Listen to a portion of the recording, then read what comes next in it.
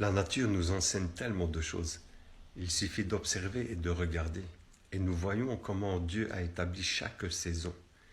Et chaque saison a un but d'enseigner l'être humain sur ses étapes de vie.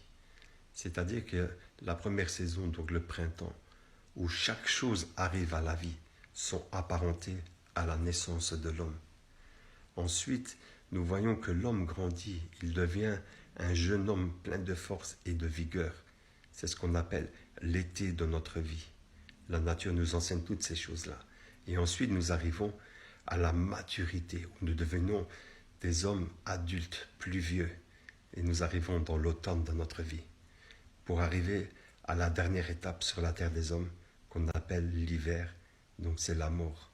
Mais il faut savoir que notre corps, effectivement, va mourir, va rester dans le limon de la terre, mais notre esprit ne va jamais mourir. Alors cette parole de notre Seigneur Jésus-Christ prend toute son importance quand il dit « Je suis la résurrection et la vie ». C'est-à-dire qu'on observe cet arbre, nous voyons qu'il ne va jamais mourir. Il attend son temps pour revenir, pour ressusciter.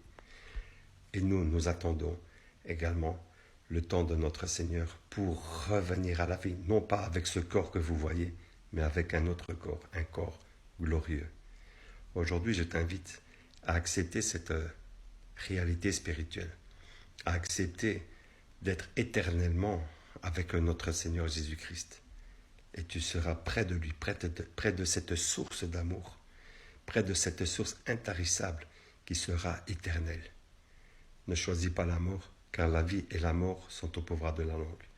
Si tu choisis la mort, tu seras tellement éloigné, tu seras tellement dans un lieu tellement éloigné de la source qu'il est, que tu seras dans un tourment. Parce que tu verras la joie de tous les enfants de Dieu. Et toi, tu seras tout seul dans un lieu de perdition. Alors aujourd'hui, accepte-le dans ta vie. Accepte la vie.